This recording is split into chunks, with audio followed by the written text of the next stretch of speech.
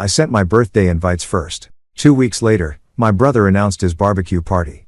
On the same day, not a single person from my family came to my birthday, not even my wife and daughter. As I cut the cake, my wife texted, "Call me. Urgent." I looked at the message and smiled. 52 missed calls. You know what's funny about planning your own birthday? You start with this ridiculous optimism like some kind of delusional Hallmark card come to life. There I was, 3 weeks out, scrolling through restaurant websites like I was planning the damn Academy Awards. I had it all mapped out in my head. The perfect evening at Marcellosa's, this cozy little Italian joint downtown where the breadsticks are warm and the wine doesn't cost more than my mortgage payment. Simple but meaningful, right? That's what I kept telling myself as I sent out those invites. God, I was such a sucker. I actually spent 45 minutes crafting the perfect text message to my family. Casual enough that they wouldn't think I was desperate, but specific enough that they'd know this mattered to me. Hey everyone, birthday dinner at Marcellosa's on Saturday the 18th, 7:00 p.m. Hope to see you there. Complete with that stupid smiley face emoji that I immediately regretted, but was too proud to follow up with a correction. The responses came in like clockwork. Mom, sounds lovely, sweetheart. Dad, looking forward to it, son. My brother Ryan hit me back with a thumbs up emoji, which in retrospect should have been my first red flag. When has Ryan ever been that efficient with communication? The guy takes 3 business days to respond to what's up. Julia wasn't on it from the beginning. Obviously, she had to be. We share a damn calendar app. Every doctor's appointment, every parent-teacher conference, every oil change is color-coded and synced between our phones like we're running some kind of suburban corporation. She knew about my birthday dinner the second I booked the reservation. Hell, she probably got the notification before I did. And Sophie, my sweet 16-year-old daughter who suddenly thinks I'm about as cool as a fanny pack at a music festival. Even she seemed genuinely excited. That sounds really nice, Dad, she said, looking up from her phone for approximately 2.3 seconds, which for Sophie basically constitutes a standing ovation. So, there I was, riding high on this wave of family togetherness, already picturing the Instagram-worthy moment when they'd bring out the cake and everyone would sing that awkward happy birthday song that somehow gets slower and more off-key with every verse. I even had Julia call ahead to make sure they had those little sparkler candles. You know, the ones that make everything look festive, but are actually a fire hazard waiting to happen. The week leading up to my birthday, I was like a kid counting down to Christmas. I caught myself humming in the shower, being extra nice to my coworkers, even letting that jackass Henderson cut in line at the coffee shop because, hey, life was good. My family was going to be there. We were going to laugh, share stories, and for one night, I was going to be the center of attention in the best possible way.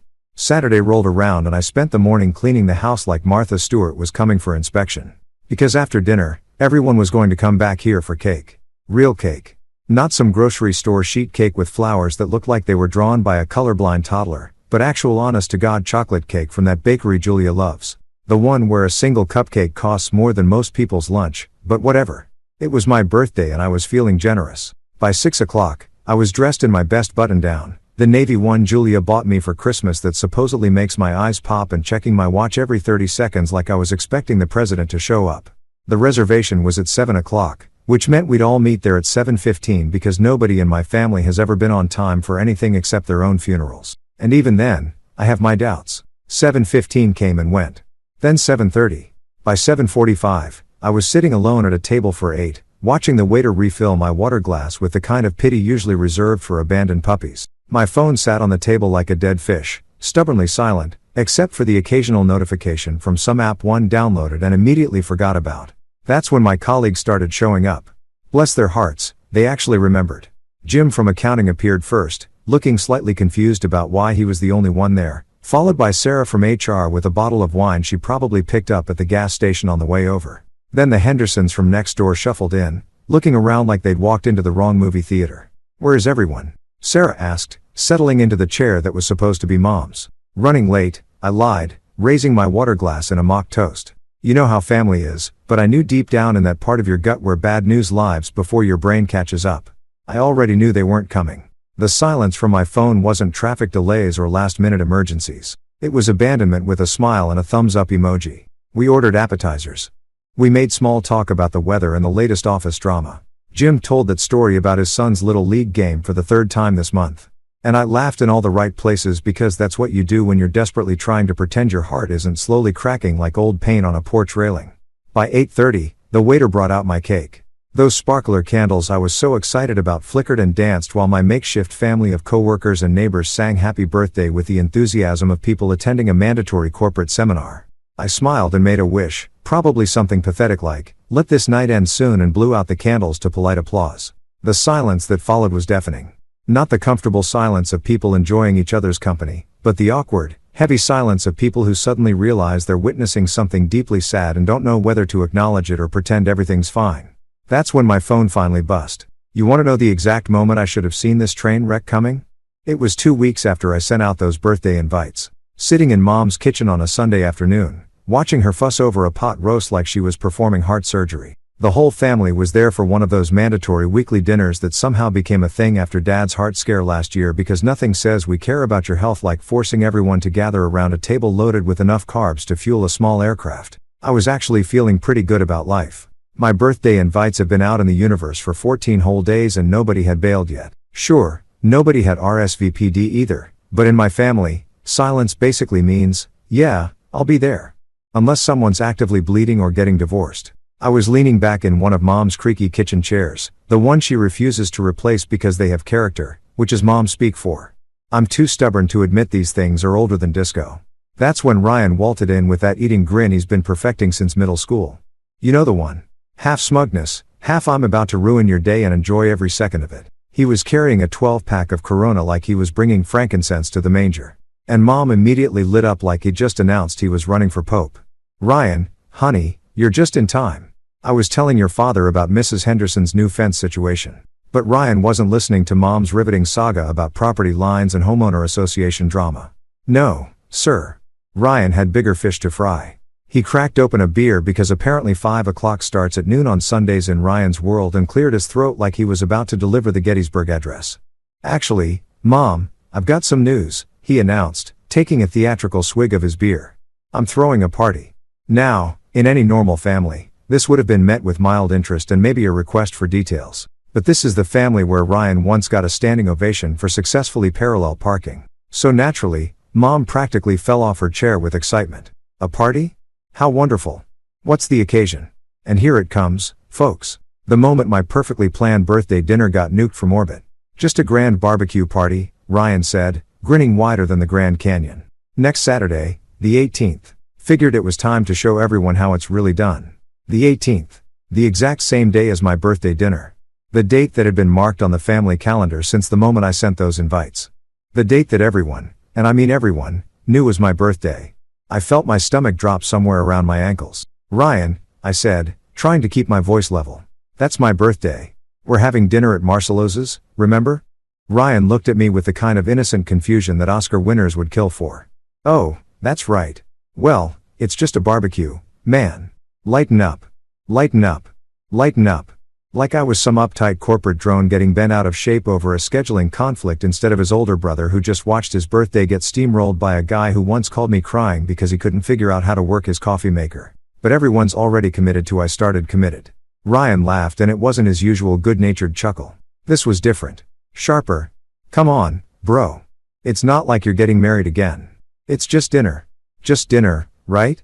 Just the dinner I've been planning for weeks. Just the one night a year when I'd hope to be the center of attention for reasons other than fixing someone else's problems or mediating someone else's drama. But here's where it gets really good."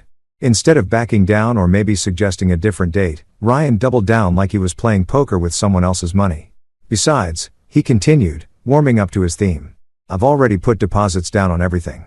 The pavilion at Riverside Park, the catering truck, the whole 9 yards. This is going to be epic. Epic. Because apparently my little brother had decided to turn my birthday into some kind of competition, and he was planning to win by throwing money at it like a drunk lottery winner." Mom, bless her traitorous little heart, was practically vibrating with excitement. "Ryan, that sounds absolutely wonderful.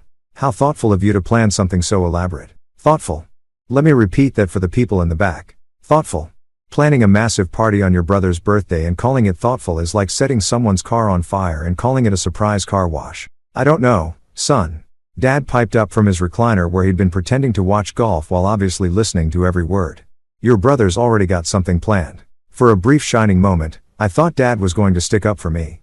Maybe point out that hijacking someone's birthday is generally considered a dick move in most civilized societies. But then Ryan pulled out the big guns. "Dad, think about it. When's the last time we had a real family gathering? Something where everyone could just relax, have a few beers, maybe throw a football around.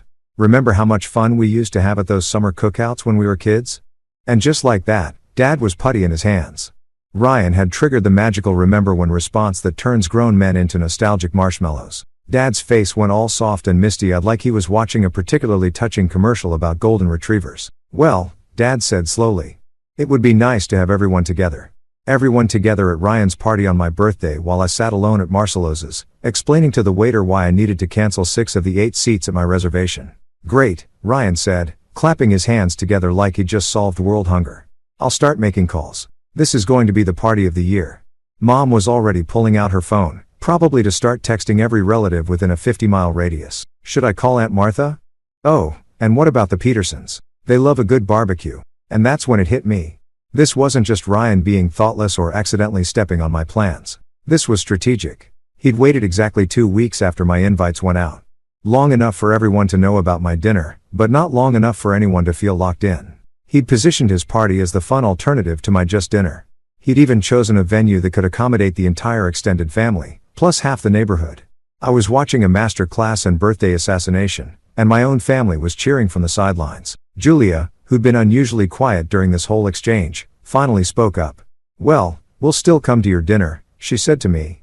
But even as the words left her mouth, I could see the wheels turning behind her eyes. She was already calculating the social cost of missing Ryan's epic barbecue to sit through a quiet dinner with my coworkers. Of course, we will, she added.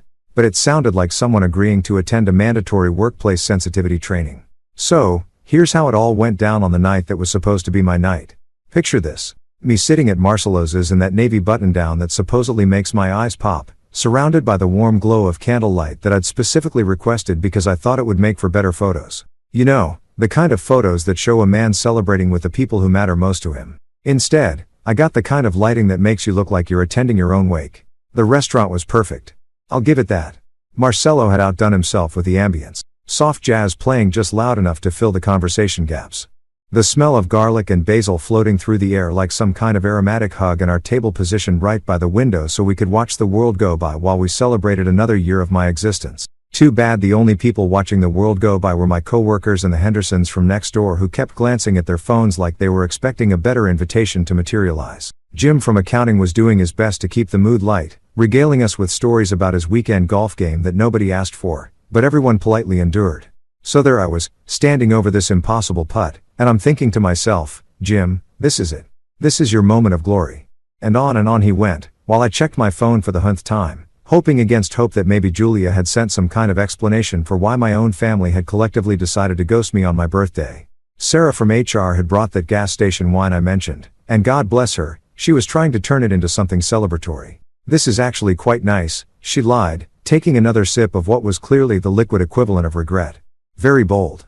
The Hendersons were doing that thing older couples do where they communicate entirely through meaningful looks and subtle head tilts. I caught Mrs. Henderson giving her husband the universal "should we ask about the family" eyebrow raise, and Mr. Henderson responding with the equally universal "absolutely not" headshake.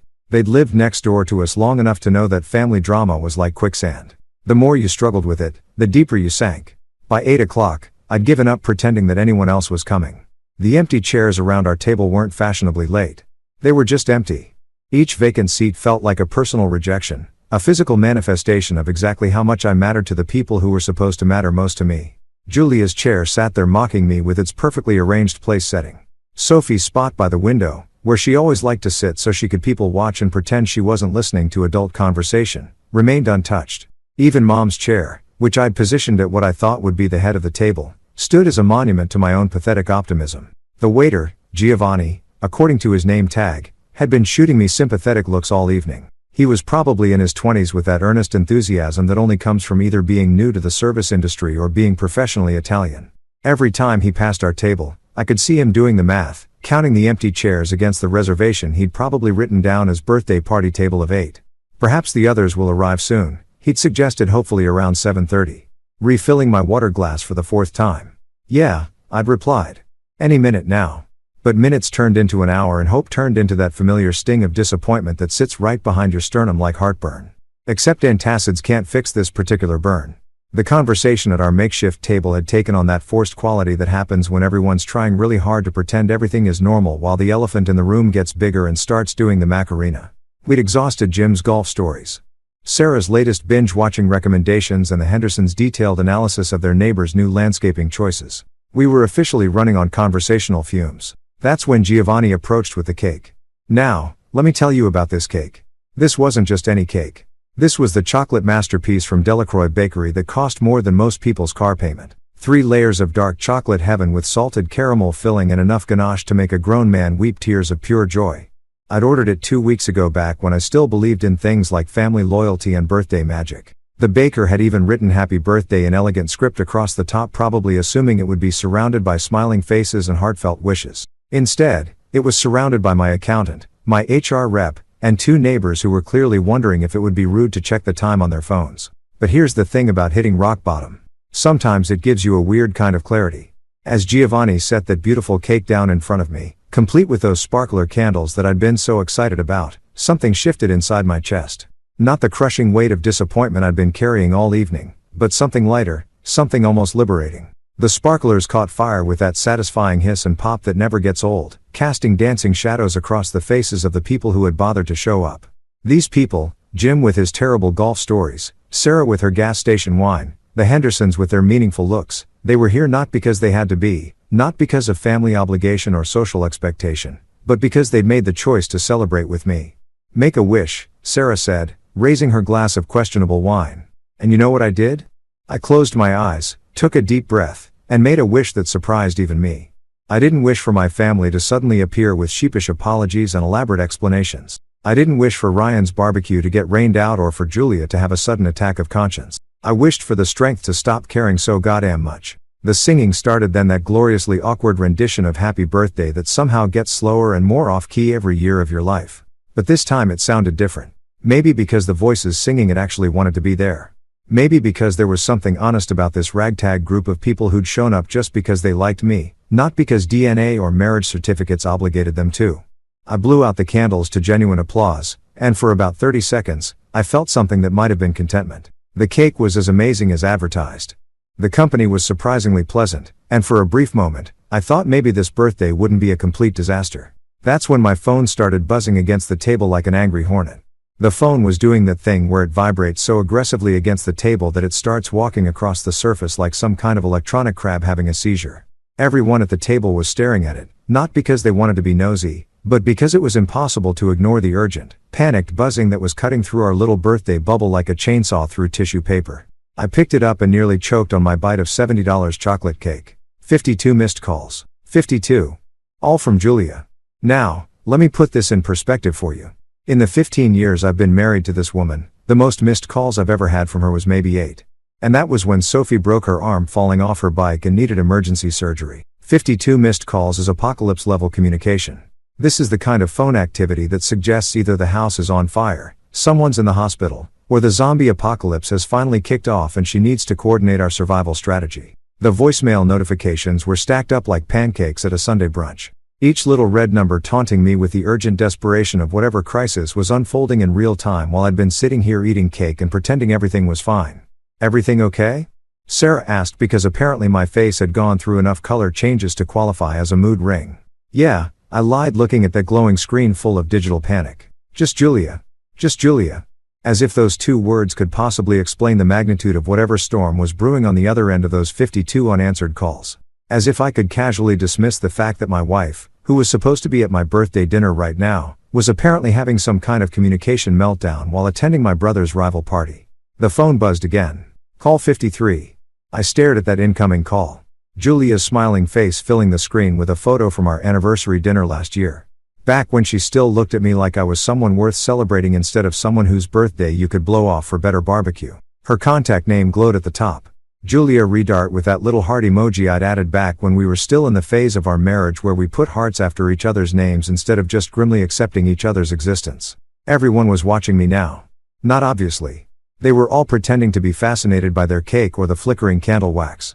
But I could feel their collective attention like heat from a campfire. The weight of expectation, the unspoken question hanging in the air. Are you going to answer it? Here's what I should have done.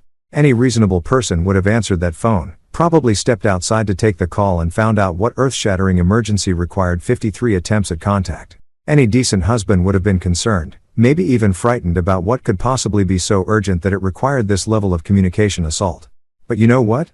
I wasn't feeling particularly reasonable or decent or husband-like. Instead, I looked at that buzzing phone, at Julia's smiling face mocking me from the screen, and I did something that surprised everyone at the table, including myself.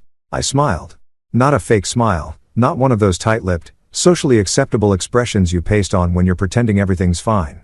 This was something else entirely. This was the kind of smile that comes from deep in your chest. The kind that starts as a tiny spark of recognition and spreads across your face like sunrise breaking over a mountain range. I was smiling because I finally got it. The cosmic joke of it all. The beautiful, terrible irony that was my life. Here I was sitting at my own birthday dinner, surrounded by people who had actually chosen to be here. And my wife, who had chosen to be somewhere else entirely, was now desperately trying to drag me into whatever drama was unfolding at the party she'd chosen over me. The phone stopped buzzing. Julia's face disappeared from the screen, replaced by the notification that I now had 53 missed calls and what looked like roughly the same number of voicemails. My phone's battery was probably crying from the workout it had just received. "You're not going to answer?" Jim asked, because Jim has never met a boundary he couldn't accidentally cross with his well-meaning concern. "Nope," I said, cutting another piece of cake. This bite tasted even better than the first one. Maybe because it came with a side of liberation. It's my birthday. And that was it. That was the moment everything changed. Right there between the chocolate ganache and the flickering candlelight. Not with some dramatic declaration or a table-flipping tantrum, but with a simple smile and a piece of cake.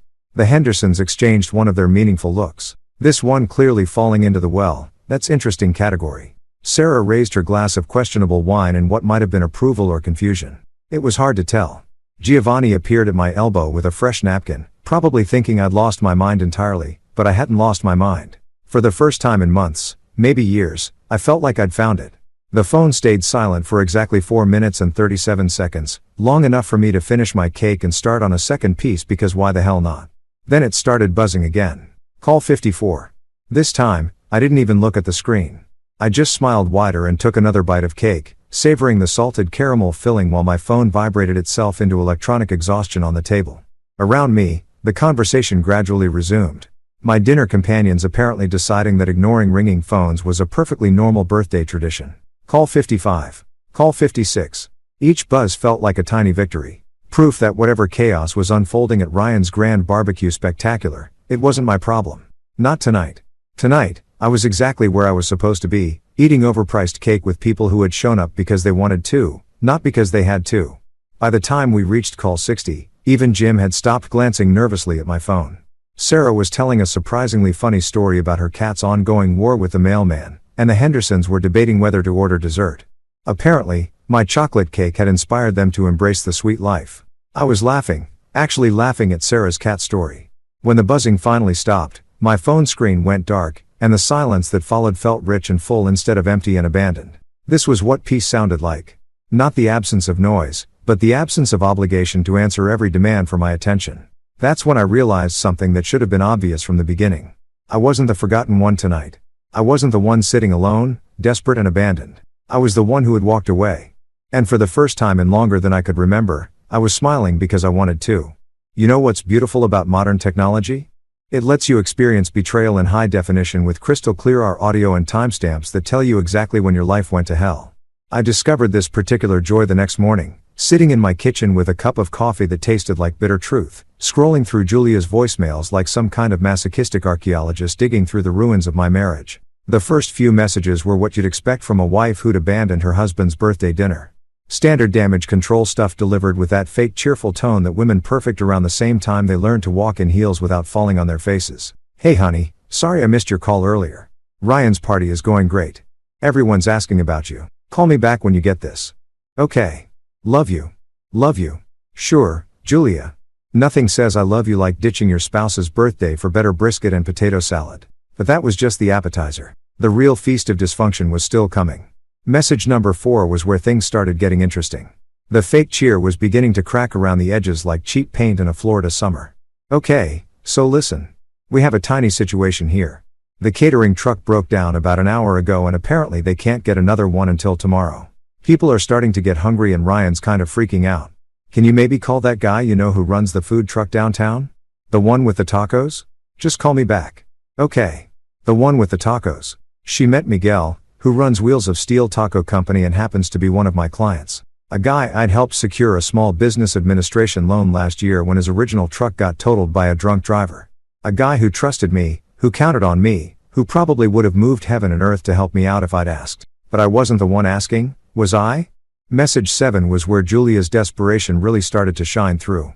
The fake cheer had been completely abandoned in favor of what I like to call crisis management mode. That special blend of panic and entitlement that emerges when someone realizes their poorly planned party is about to become a social disaster. Listen, I know you're probably still at dinner, but this is getting bad. Really bad. Ryan spent all his money on the venue and the decorations, and now we have about 60 people here with no food. Your mom is asking where you are, and I don't know what to tell her. Can you please just call Miguel and see if he can come out here? I'll explain everything later. I promise. I'll explain everything later. That's relationship code for I'm going to gaslight you into believing this is somehow your fault, but right now I need you to fix my problems. The beautiful thing about listening to someone's descent into panic in real time is that you can actually hear the moment when their true priorities reveal themselves. For Julia, that moment came around message 12 when the polite request transformed into something closer to demands. Okay, I've been calling you for 2 hours now, and this is getting ridiculous. I get that you're upset about tonight, but Ryan really needs your help. Everyone is looking at me like I should be able to fix this, and I told them you would know what to do. You always know what to do, so please just pick up the goddamn phone and call Miguel. You always know what to do. Translation: you're really useful when we need something fixed, cleaned up, or paid for. The rest of the time, you're basically furniture that occasionally needs feeding. But wait, it gets better. Message 18 was where Julia completely dropped the pretense of this being about family emergency and revealed what this was really about. Social embarrassment. Her voice had that particular quality that happens when someone realizes they're about to become the subject of neighborhood gossip and not the good kind. The Hendersons just left. The Hendersons. They said they had to get home, but I saw them talking to the Johnsons before they went. And now the Johnsons are looking at their phones and making excuses, too. People are starting to leave. And Ryan is just standing there like a deer in headlights. Mom keeps asking why you're not here to help, and I don't know what to say anymore. Please just call me back. Ah, there it is. The truth. Finally. This wasn't about emergency or family crisis. This was about Julia realizing that she'd hitched her wagon to the wrong horse. And now she was watching her social status circle the drain in real time. She'd chosen Ryan's party over my birthday, and now Ryan's party was falling apart like a cheap umbrella in a hurricane. The desperation really ramped up around message 25 when Julia's voice took on that edge that happens when someone's trying not to cry, but also trying not to scream. I don't understand why you're not answering. This isn't like you. You always answer when I call. Always. Something must be wrong with your phone, right? Because you wouldn't just ignore me, not when we need you like this. Ryan's talking about canceling the whole thing. And if he does, everyone's going to know this was a disaster. Everyone's going to know we couldn't even throw a simple barbecue without everything falling apart. We couldn't throw a simple barbecue because apparently, even when I wasn't invited to the planning meeting, I was still somehow responsible for the execution. Even when they'd collectively decided my birthday wasn't worth showing up for, I was still expected to be on standby for damage control. By message 30, Julia had moved past desperation and straight into that territory where panic meets rage and produces something truly spectacular. You know what? Fine, don't answer. But when your daughter asks why her father couldn't be bothered to help save her uncle's party, I'll tell her the truth. I'll tell her that you were too petty and childish to put aside your hurt feelings for one night. I'll tell her that when your family needed you, you decided to punish everyone by disappearing. My daughter, she was bringing Sophie into this now, weaponizing my relationship with my kid to guilt me into cleaning up their mess because nothing says family values like using your teenager as emotional blackmail. But the real masterpiece came in message 47 where Julia's voice cracked just enough to let me know she was either crying or doing a damn good impression of it. I don't know what else to say. I don't know how to fix this. Everyone keeps looking at me like I should have answers. Like I should know where you are and why you're not helping. Your brother is about to have a complete meltdown. Your parents are asking if something happened to you. And I'm standing here feeling like the worst wife in the world because I can't even get my own husband to answer his phone. The worst wife in the world. Finally, something we could agree on. After listening to Julia's 47-message symphony of desperation, I did what any reasonable person would do.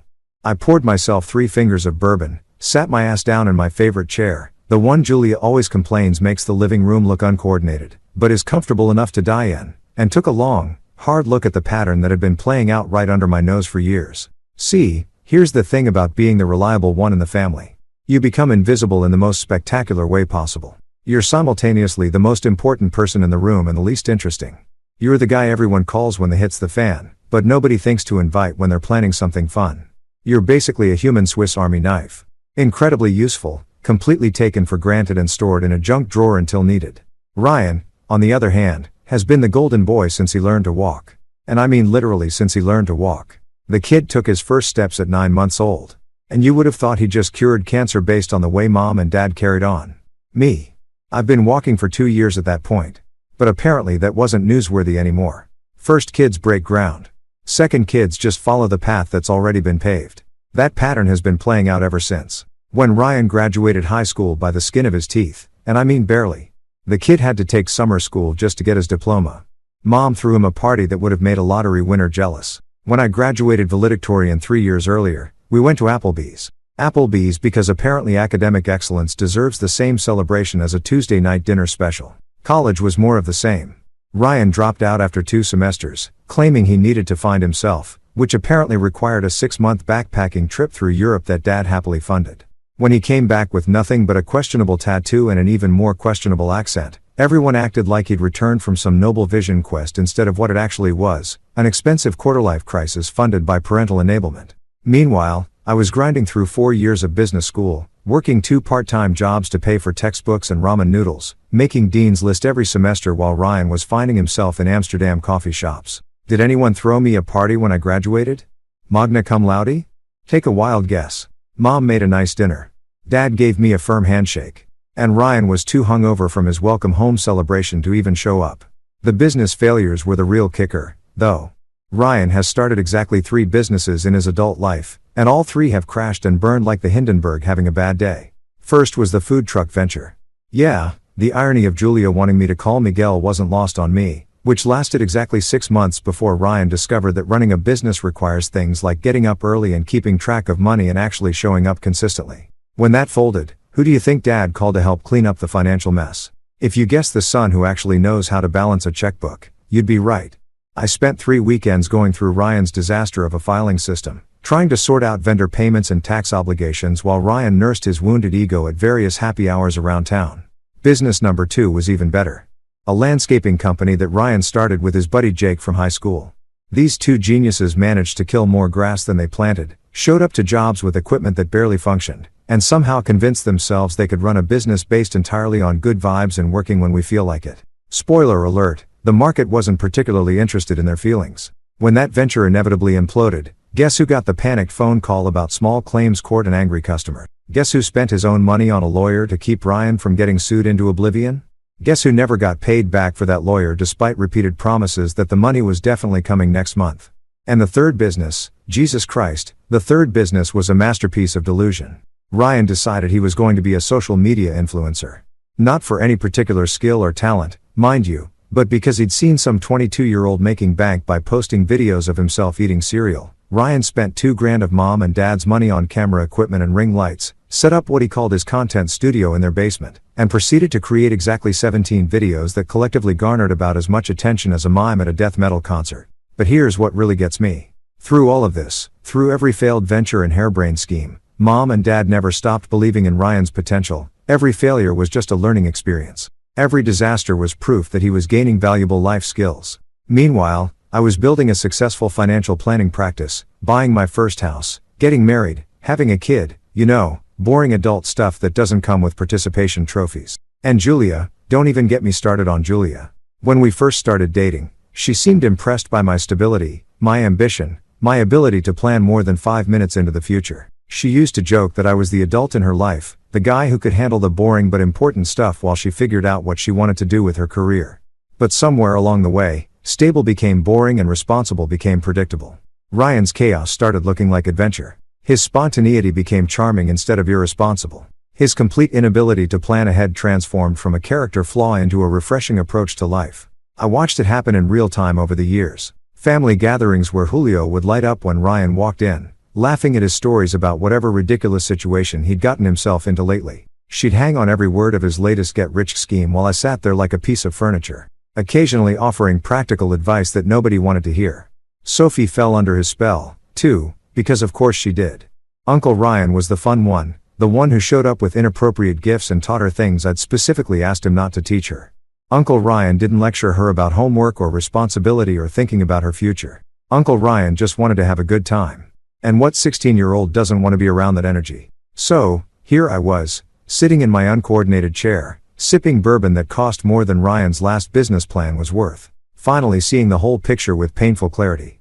I wasn't the overlooked son, the underappreciated husband, the boring father. I was the foundation they all built their lives on, the stable ground they took for granted while they reached for more exciting things. And they just spent my birthday proving exactly how little that foundation meant to them when push came to shove. You know what they say about revenge being a dish best served cold? Well, they're right. But what they don't tell you is that the best revenge starts with proper documentation. And brother, did I have documentation? After sitting in that chair for 3 hours, nursing bourbon and clarity in equal measure, I did what any self-respecting financial planner would do. I got organized. First stop was my phone. Those 52 missed calls weren't just evidence of Julia's panic. They were timestamps of betrayal, a digital paper trail showing exactly when my family's priorities became crystal clear. But the real treasure was in those voicemails. 47 separate audio files of Julia's voice getting progressively more desperate. Each one a perfect little capsule of how quickly family loyalty turns into fix my problems when the chips are down.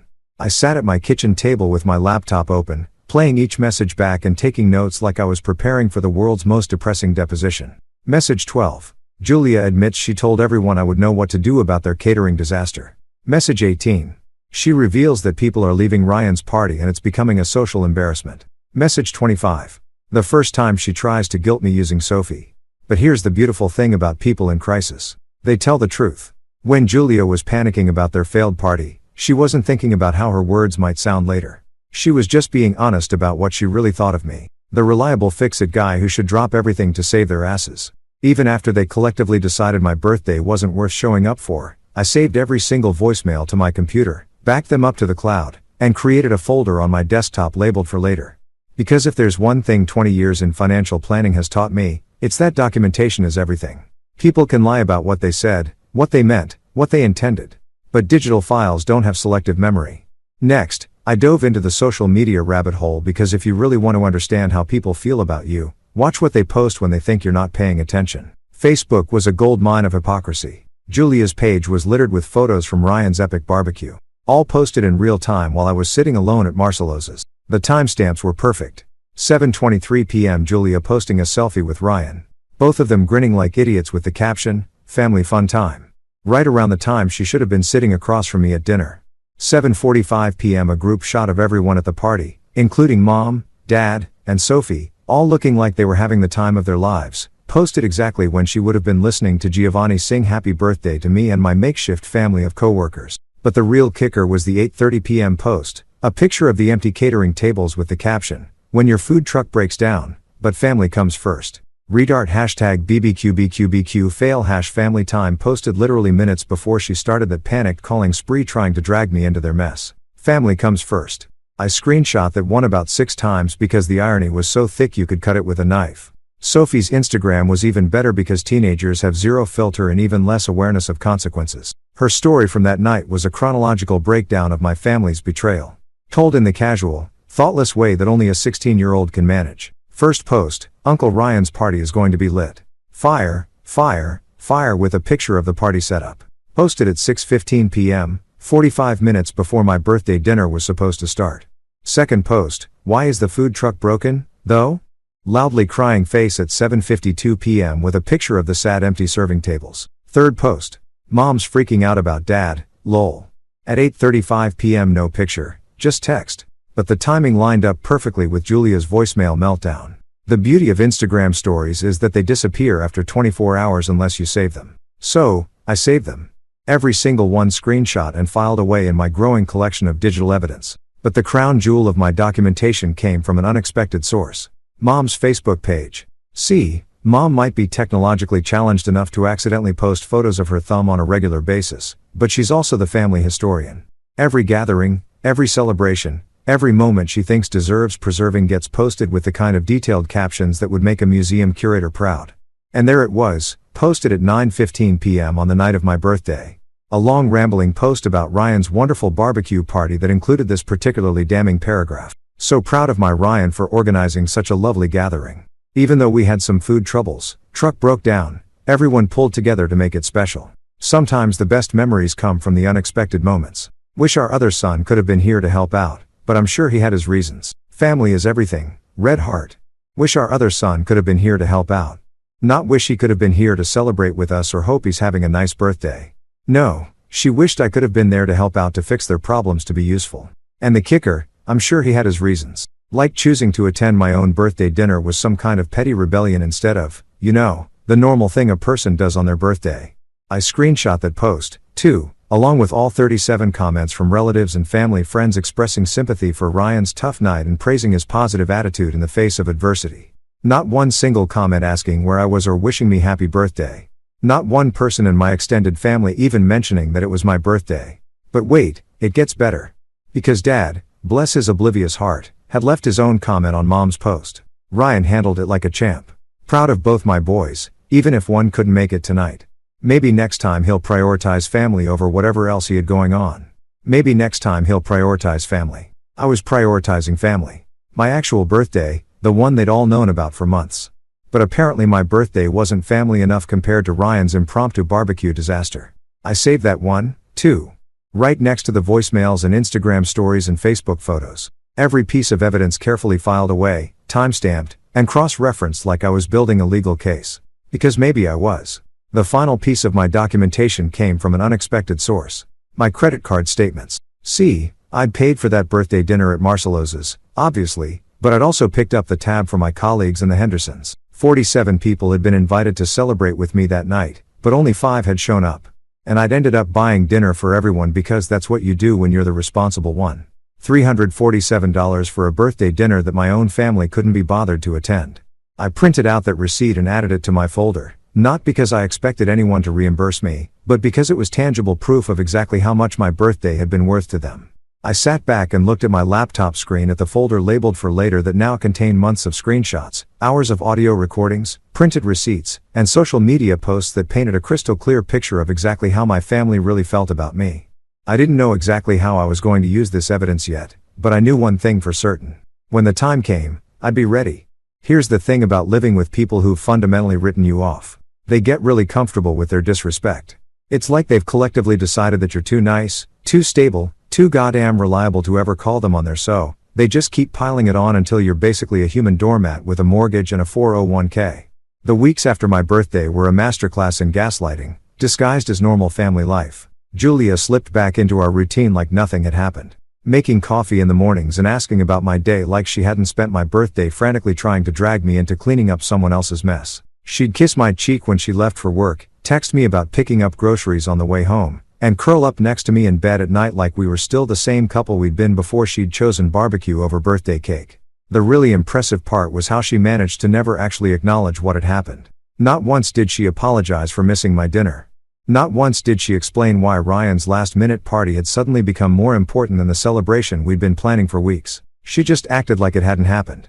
Like my birthday was some minor scheduling conflict that we'd all move past instead of a fundamental betrayal that had shown me exactly where I ranked in her list of priorities. Sophie was even more impressive in her ability to pretend everything was normal. She'd bounce into the kitchen in the mornings, grab her usual breakfast of whatever sugary cereal was currently fashionable, and chat about school drama or friend gossip like she hadn't spent my birthday posting Instagram stories about how much fun Uncle Ryan's party was. The girl could look me straight in the eye and ask me to drive her to the mall.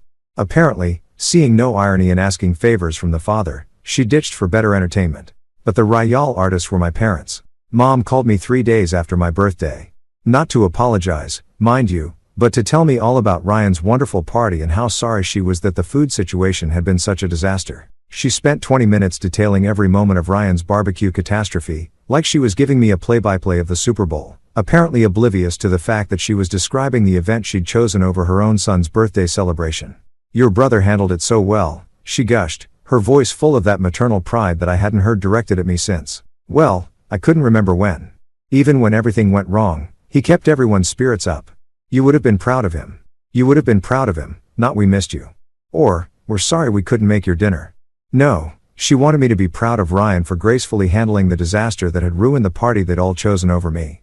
Dad was even more direct in his revisionist history when I saw him the following weekend because apparently I was still expected to show up for family obligations despite being persona non grata when it came to actual celebrations. He clapped me on the shoulder and said, "Sorry we missed your dinner, son, but you understand how it is when family needs you. Family needs you." Like Ryan's poorly planned barbecue was somehow more family than his older brother's birthday. Like showing up for me would have been nice but optional. While rescuing Ryan from his own incompetence was a sacred duty that superseded all other obligations. The beautiful thing was how seamlessly they'd all coordinated this narrative without apparently discussing it. Ryan was the victim of unfortunate circumstances who'd handled adversity with grace. They were the loyal family members who'd rallied around him in his time of need. And I was what? The understanding brother who'd naturally stepped aside so they could focus on the real crisis. But here's what they didn't count on. I was done being understanding. I started small because the best revenge is always subtle revenge. When Julia asked me to pick up dry cleaning, I forgot. When Sophie needed a ride to her friend's house, I was suddenly too busy with work. When Mom called asking if I could help Dad fix his computer, I developed a mysterious inability to find time in my schedule. "You've been so distant lately," Julia said one night, sitting on the edge of our bed while I read a book that was infinitely more interesting than whatever conversation she wanted to have. "Is everything okay?" "Everything's fine," I said, not looking up from my pages. "Just busy with work." Work became my excuse for everything. Work was why I couldn't attend Ryan's next gathering. Work was why I missed Dad's birthday dinner. Oh, the irony was delicious. Work was why I was suddenly unavailable for all those little favors and fixes that had somehow become my full-time unpaid job. The thing is, work actually was keeping me busy, but not in the way they thought. I'd started taking on bigger clients, more complex cases, building relationships with people who actually valued what I brought to the table. My practice was growing, my income was increasing, and for the first time in years, I was being appreciated by people who mattered. I landed the Morrison account in June. A tech executive looking to restructure his entire financial portfolio after a successful IPO. The kind of high-stakes, higher-word client that most financial planners dream about. The kind of deal that required late nights, weekend meetings, and the sort of attention to detail that had always made me good at my job, but apparently boring at parties. When I told Julia about the Morrison deal, about how it was going to significantly increase our household income and set us up for early retirement, she nodded absently and said, "That's nice, honey. Hey, Ryan's thinking about starting another business. Maybe you could help him with the financial planning." Maybe you could help him with the financial planning. I just landed the biggest client of my career, potentially changing our entire financial future. And her response was to suggest I donate my expertise to her brother-in-law's next inevitable failure. That's when I realized something that should have been obvious years earlier. They didn't see me as successful. They saw me as useful. My achievements weren't accomplishments to be celebrated. They were resources to be shared with people who mattered more. The Morrison account led to the Pritchard account, which led to the whole Westfield development portfolio.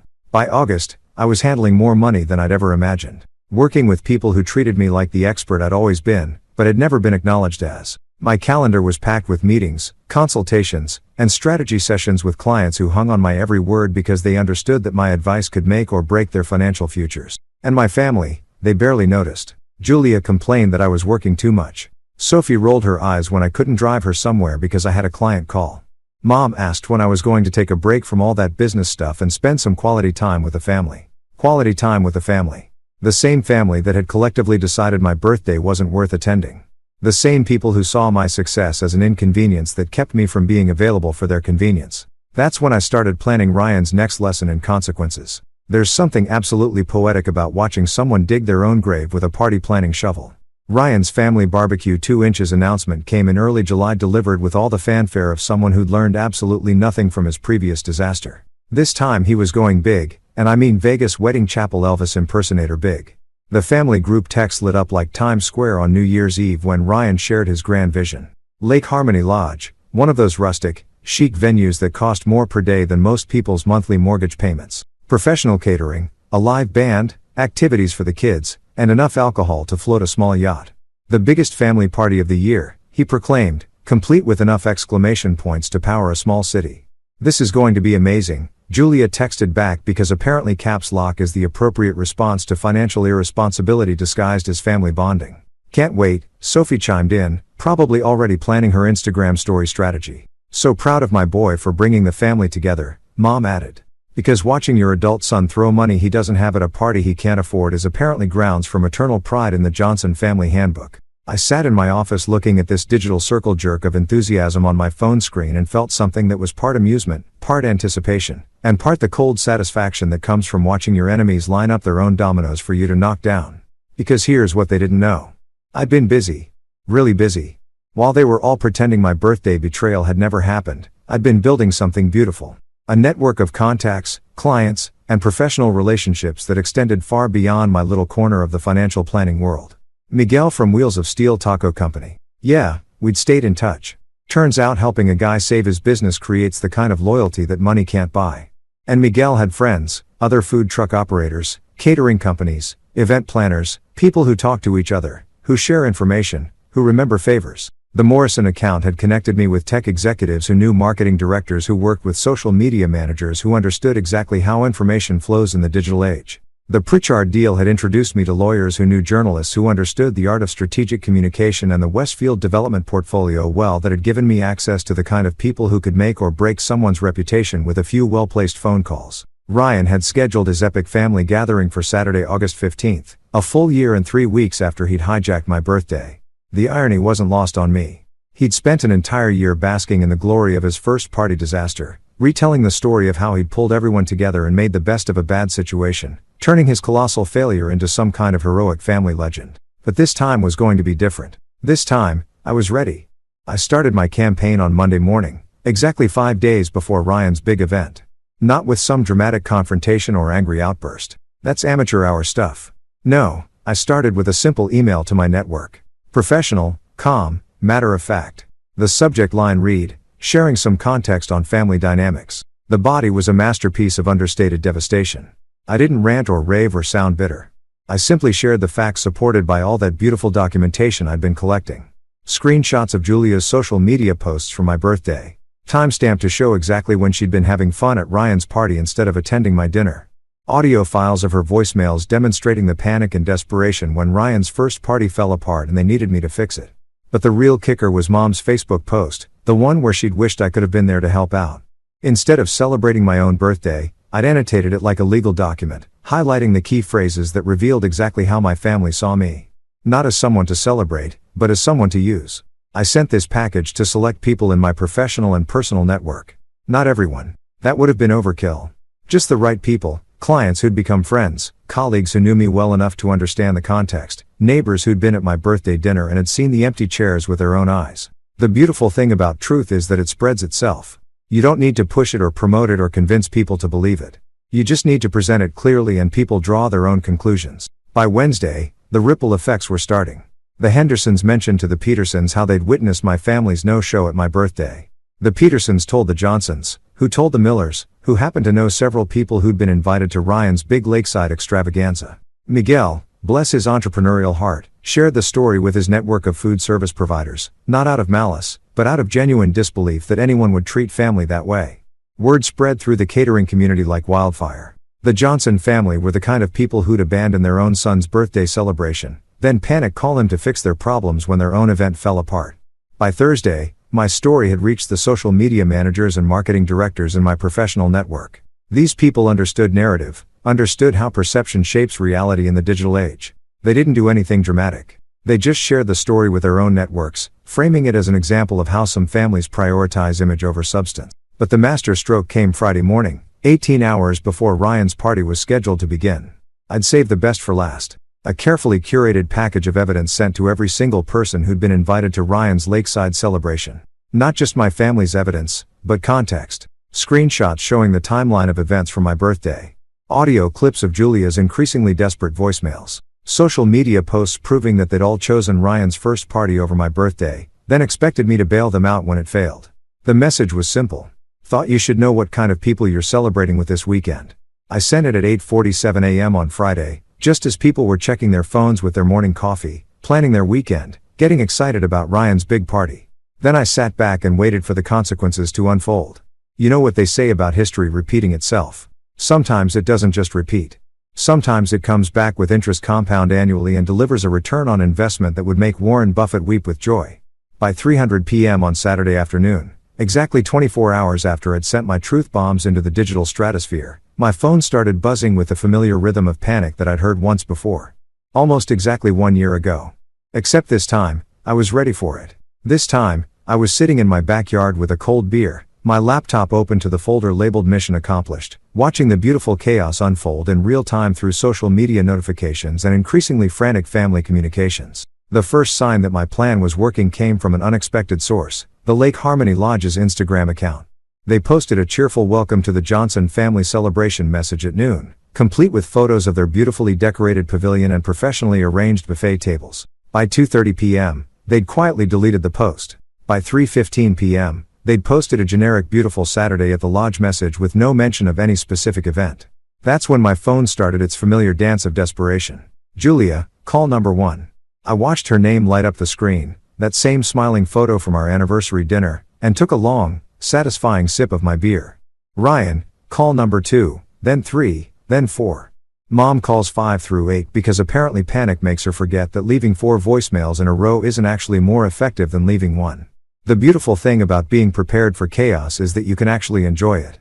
I'd learned my lesson from last year's birthday disaster. This time, I wasn't going to sit there wondering what was happening. This time, I had front row seats to the whole spectacular collapse, courtesy of the digital age and my carefully cultivated network of information sources. Miguel texted me at 3:22 p.m., "Dude, what the hell happened to your brother's party? Just got a call canceling the backup catering I wasn't even officially hired for. Something about changed circumstances." Sarah from my office, remember Sarah with the gas station wine, sent me a screenshot at 3:35 p.m. Someone in her neighborhood Facebook group had posted asking if anyone knew the real story about the Johnson family drama because apparently the gossip had reached suburban social media faster than a wildfire in drought season. But the real entertainment came from watching Ryan's social media accounts. The man had been posting updates about his epic family gathering all week, building anticipation like he was promoting a major concert. Photos of the venue scouting, videos of him explaining his vision for the perfect family celebration, countdown posts with inspirational quotes about the importance of bringing people together. At 3:47 p.m., he posted a single line. "Due to unforeseen circumstances, today's event has been postponed. Thanks for understanding." Unforeseen circumstances like the consequences of your own actions are some kind of natural disaster that nobody could have predicted. The comments on that post were a masterclass in social media schadenfreude. People asking what happened, expressing concern, offering help, but also increasingly people who'd clearly heard the real story and were asking pointed questions about family loyalty and priorities. "Hope everything's okay. Though I heard there was some drama about birthdays," posted someone named Jennifer, who I didn't recognize, but who apparently had excellent sources, unforeseen or just consequences. Posted Dave Patterson, one of my clients who'd obviously received my Friday morning information package, and decided he had some thoughts to share. My phone had reached 37 missed calls by 400 p.m. distributed across all the usual suspects. Julia was leading the pack with 14 attempts, followed by Ryan with 11, Mom with 8, and even Dad with 4, which was remarkable considering Dad usually communicates exclusively through grunts and disappointed looks. That's when Sophie finally joined the party. Call number 38 came from my daughter, and for just a moment, I felt a tiny pang of something that might have been guilt. Sophie was 16, caught in the middle of adult dysfunction, probably confused and embarrassed by whatever social media nightmare was unfolding around her friends. But then I remembered her Instagram story from my birthday. "Uncle Ryan's party is going to be lit. Fire, fire, fire," posted while I was sitting alone at Marcelosa's waiting for family that never showed. Call 38 went unanswered, just like the 37 before it. The voicemails started piling up like snow in a blizzard. Each one a little more desperate, a little more revealing than the last. I didn't listen to them immediately. Part of the joy was letting them accumulate, letting the panic build to a crescendo before I finally tuned in to hear what they had to say. But Julia's texts were immediate and increasingly frantic. "Call me right now. Whatever you think you're doing, stop. People are leaving. Everyone's asking questions. What did you do? This is our family you're destroying. Our family. Our family." The same family that had collectively decided my birthday wasn't worth showing up for, but now suddenly belonged to both of us when it was falling apart. By 5 p.m., my phone showed 51 missed calls, and I decided it was time for the grand finale. I poured myself another beer, opened my laptop, and started listening to the voicemails in chronological order, like a connoisseur sampling a fine wine that had been aging to perfection. Julia's first message was all fake, calm, and damage control. "Hey honey, there's been some kind of misunderstanding about Ryan's party. Can you call me back so we can clear this up? Some people are saying they received some kind of email, and I'm sure it's all just a big mix-up. A big mix-up. Like accidentally sending documented evidence of their betrayal was some kind of technical glitch instead of a deliberate choice." Ryan's messages were more direct. What the man? What the did you do? People are canceling. The caterer wants to know if we're still having the party and mom's crying. Call me back. Mom's crying. Well, that was new. In all my years of being the reliable, overlooked, taken for granted son, I'd never managed to make mom cry. But apparently facing the consequences of treating me like garbage was emotionally challenging for her. Dad's voicemails were the most interesting because Dad doesn't usually do emotional expression beyond mild disappointment and occasional pride in Ryan's latest failure. But desperation had apparently unlocked a whole new range of paternal communication. Son, I don't know what's going on, but your mother is beside herself. People are calling asking about some kind of family drama and Ryan's party is falling apart. I know we haven't always. Look, can you just call us back? Please, please. When was the last time my father had said please to me about anything? But the real masterpiece came in voicemail 43 when Julia finally dropped all pretense and revealed exactly what this was really about. You want to destroy our family because you're upset about a birthday party? A birthday party? You're willing to humiliate us in front of everyone we know because we missed one dinner. This is insane. This is cruel. And this isn't the man I married. The man I married was better than this. He was mature enough to handle disappointment without burning everything down out of spite. The man she married, the reliable fixer, the understanding doormat, the guy who would swallow his hurt feelings and show up anyway when they needed something. The man who would prioritize their comfort over his own dignity, who would smile and pretend everything was fine while they treated him like he didn't matter. She was right. The man she married would never have done this. But that man was gone, replaced by someone who understood his own worth and wasn't afraid to defend it. I finished my second beer, closed my laptop, and walked into my kitchen to cut myself a piece of leftover birthday cake. Yes, I still had some in the freezer from last year because apparently I'm sentimental about my own disasters. As I sat at my kitchen table eating cake that was exactly 1 year old, my phone buzzed one more time. Call number 52, Julia again. I looked at that familiar photo, that smiling face that had once represented love and partnership and shared dreams, and I felt nothing. Not anger, not sadness, not even satisfaction, just a kind of peaceful emptiness like the quiet after a storm has passed and washed everything clean. I turned off the phone and set it aside. Outside my window, the sun was setting on what should have been Ryan's epic family gathering. The party that was supposed to prove he could bring everyone together. The celebration that had cost him thousands of dollars and months of planning. Instead, it was just another Saturday evening, quiet and mine. For the first time in my adult life, I wasn't the forgotten one, the overlooked son, the reliable husband who could be counted on to fix everyone else's problems while his own needs went unmet. I wasn't the foundation everyone else built their lives on while taking me completely for granted. I was the man who had walked away, the man who had chosen his own dignity over their convenience, the man who had smiled while they choked on the consequences of their own choices. And that smile, it wasn't for them anymore. It was mine.